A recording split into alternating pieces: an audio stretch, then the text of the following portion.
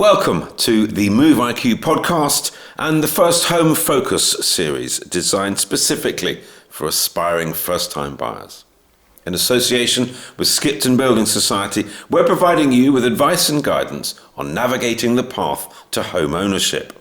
This episode focuses on shared ownership mortgages, and Emma from Skipton Building Society joins us to share insights on this as an increasingly popular path to becoming a first-time homeowner.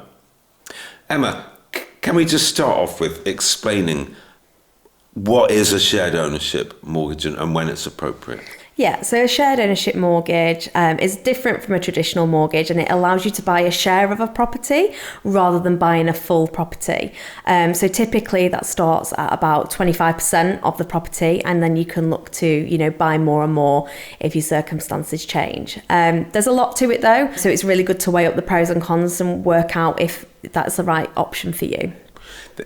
You can't do it on all properties though, can you? No. Usually they are on new build properties, but there will be some that aren't new build anymore. But yeah, it's not on every single property that you can take a shared ownership mortgage out. What would the benefits of shared ownership be? So with shared ownership, it would get people onto the housing ladder that wouldn't normally have been able to do so. And it doesn't have the same deposit requirements as if you're buying 100% of a house. Yeah. What would the negatives be? So you have to work out whether it is affordable for you. So you will own part of the house, but then you will also be subject to paying rent on the share that you don't own. Also as well with these properties, they are typically leasehold, and with leasehold properties there may be ground rent charges as well. So it's really good to weigh up whether you can afford the mortgage payment, the rent on the share that you don't own, and then any other ground rent. Could you walk us through the process of applying for one of these? Yeah, so first of all, you will need to make sure that you're eligible. There's certain eligibility criteria. And then if you are eligible, then you can get a decision in principle from a lender that will offer a shared ownership mortgage. So not all lenders will offer. So it's good to do your research on who will offer shared ownership mortgages. And then once you've got all that in place, you will then go off and find a property, typically pay a reservation fee to the either the housing association or the landlord, and then that will come off the purchase price of your share. And then other than that, it works very similarly to a traditional mortgage. There's a word that's bandied around a lot on this topic, staircasing. Can you just explain for the benefit of our viewers and listeners what that means? Yeah, so staircasing means that you are able to buy extra shares in that property.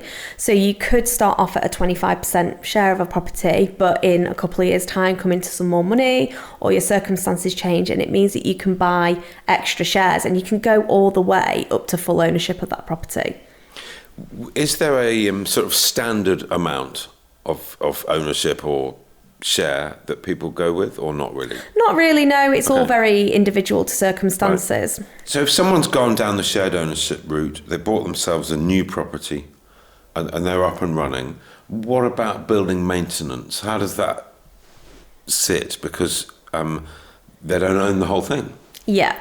So if you're buying a new build property, then you have a warranty that comes with that new build property. So anything that goes majorly wrong on the property, you're covered.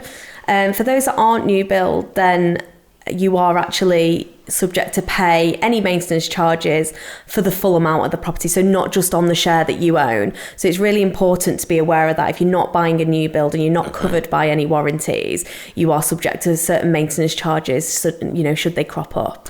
I guess the theme is devil is in the detail, isn't it? And you've got to understand, because each development will have a slightly different scheme. Yeah. What were the kind of common challenges, do you think, that buyers could face when assessing? Yeah, so one of the things that I mentioned previously is ground rent. So with these, you have two types of tenure with a property generally, or the two main ones anyway. Freehold is where you own the property and the land it's on, and then leasehold, you own the property, but somebody else owns that land. And leasehold properties are quite often subject to ground rent charges. So it's really important that you're not stung with something, some extra charges that you're not aware of. Another thing to kind of bear in mind is more around resaleability. So if you see yourself selling the property in the future. With it being a shared ownership property, the market for resale is smaller because not everybody is eligible. So it could mean that it takes a little bit longer to sell the property, or it may affect the sale price that you get. So if you have a shared ownership mortgage, you've gone down that route. Yeah. You haven't staircased to buy the whole thing. So the situation remains as it was to start with. Yeah. And you wish to sell it. Mm-hmm. Do you have to sell it to somebody else on a shared ownership situation? Yes, because you've got the developer or the landlord that will own the rest of or the housing association that will own the rest of the share of the property. So it is still part of the shared ownership scheme. Okay. Hence, it can be a little bit more difficult to sell that property on, rather than a traditional property. And forgive me, if the value of the property has changed either upwards or downwards during the time that you own your part, do you benefit if it's gone up or actually negatively if it's gone down? Absolutely, yes. So if you see house prices rise, and because you bought a share of that property, your share value will rise in line with the house price. And if you've got your share from, say, the developer, does the developer benefit it's gone up? Of course, yeah. And equally get penalised if it's gone down? Yes, of course. And that's across the board in all shared ownership schemes? That's correct, yes. I'm glad you've answered that because I've never known. How do you see these schemes evolving over the next few years?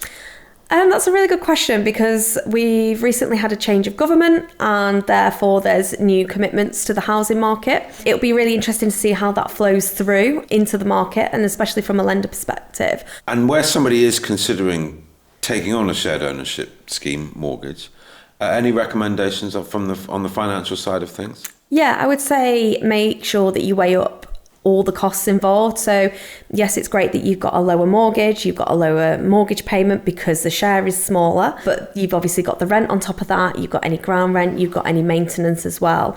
So it's really important to weigh it up as a full package. Yeah. I'd say another thing to consider is the amount of the property that you're buying.